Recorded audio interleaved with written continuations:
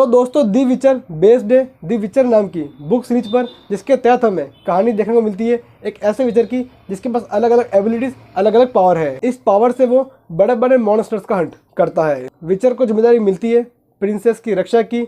उसके बाद क्या होता है, उसे जिम्मेदारी क्यों मिली, वो सब जानने के लिए आपको देखनी होगी दी विचर, जो कि अवेलेबल है नेटफ्लिक्स पर। दोस्तों ये वेब सीरीज 8 एपिसोड की है और प्रत्येक एपिसोड 1-1 घंटे के आसपास का है। और इस टाइम पीरियड के दौरान जिस तरीके से इस वेब सीरीज की जो मेन कहानी है उसको काफ़ी अच्छे तरीके से एक्सप्लोर किया गया है। बात करूँ एक्टिंग की तो हर किसी ने इस वेब सीरीज में काफ़ी कमाल, काफ़ी लाजवाब काम करके दिखाया है। स्पेशली वेब सीरीज के लीड हीरो हेनरी कैविल ने। यस, ये वही हेनरी है जिन्होंने बैटमैन की भूमिका निभाई थी। इस बार वे इस वेब सीरीज में एक विचर बने और बॉस कहना होगा कि इस कैरेक्टर को उन्होंने काफ़ी अच्छे तरीके से पोर्ट्रेट किया है। दोस्तों इस वेब सीरीज का जो आर्ट डिज़ाइन है, जो कॉस्ट्यूम्स है, वो काफ़ी इम्प्रेसिव है, जो आपको अपनी ओर अट्रैक्ट करता है। जो सेट्स है वो काफ़ी बड़े बड़े हैं, ग्रांड है, लेविश है, जिनको देखकर लगता है कि बॉस काफ़ी ज़्यादा खर्चा किया गया है। इस वेब सीरीज का जो बीजीएम है वो भी काफ़ी कमाल है, लाजवाब है, जो आपको हुक करके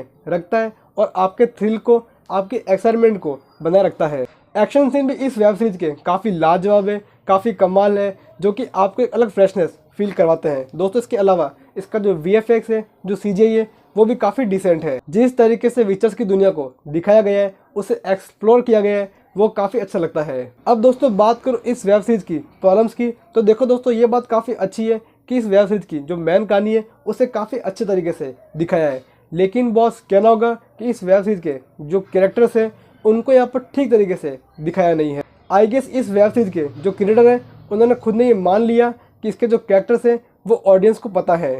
आई गेस इस वेब सीरीज के जो क्रिएटर्स हैं उन्होंने ऑलरेडी मान लिया कि इस वेब सीरीज के जो मेन कैरेक्टर्स हैं उनके बारे में ऑडियंस को ऑलरेडी पता है। और ऐसा इसलिए हुआ क्योंकि विचर्स का एक गेम भी आ चुका है, नॉवेल्स भी काफ़ी ज़्यादा फेमस रही हैं। एंड दोस्तों इसी कारण से आई थिंक मेकर्स यहाँ पर एक बहुत बड़ी मिस्टेक हुई है कि उन्होंने कैरेक्टर्स को ठीक तरीके से बिल्डअप नहीं किया है। दोस्तों इसके अलावा जिस तरीके से वेब सीरीज पास्ट से प्रेजेंट, प्रेजेंट से पास्ट के अंदर ट्रैवल करती है, वो चीज़ आपको काफ़ी ज़्यादा कंफ्यूज करती है। क्योंकि क्या है ना कि जो कैरेक्टर्स हैं वो एकदम सिमिलर से लगते हैं, तो आपको मालूम पड़ता नहीं है कि बॉस पास्ट चल रहा है या फिर प्रेजेंट। दोस्तों इसके अलावा विचर्स की दुनिया क्या है, इसमें कौन कौन से किंगडम है, ये किस तरीके से बनी, किस तरीके से बसी, उसको भी एक्सप्लोर नहीं किया गया। मतलब जिस तरीके से गेम ऑफ थ्रोन्स के अंदर अलग अलग कैरेक्टर्स को इंट्रोड्यूस किया गया, उन्हें बिल्डअप किया गया, जो 7 किंगडम्स हैं उनके बारे में हमें जानकारी दी गई, वो सारी चीज़ें दी विचर में आपको गायब लगती है। लेकिन दोस्तों पर्सनली आई थिंक कि ये पूरी चीज़ सीजन 2 और सीजन 3 के अंदर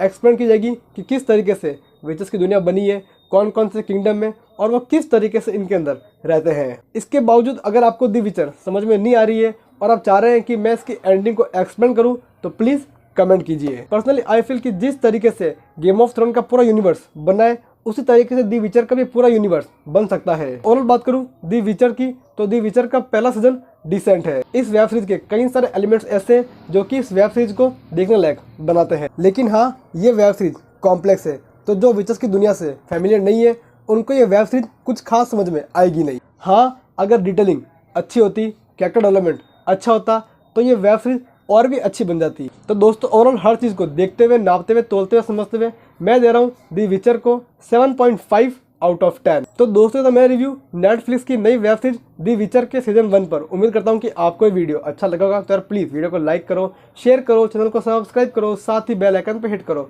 दोस्तों अगर आपने ये वेब सीरीज देखी तो आपको ये वेब सीरीज कैसी लगी है वो मुझे कमेंट्स में ज़रूर बताइएगा।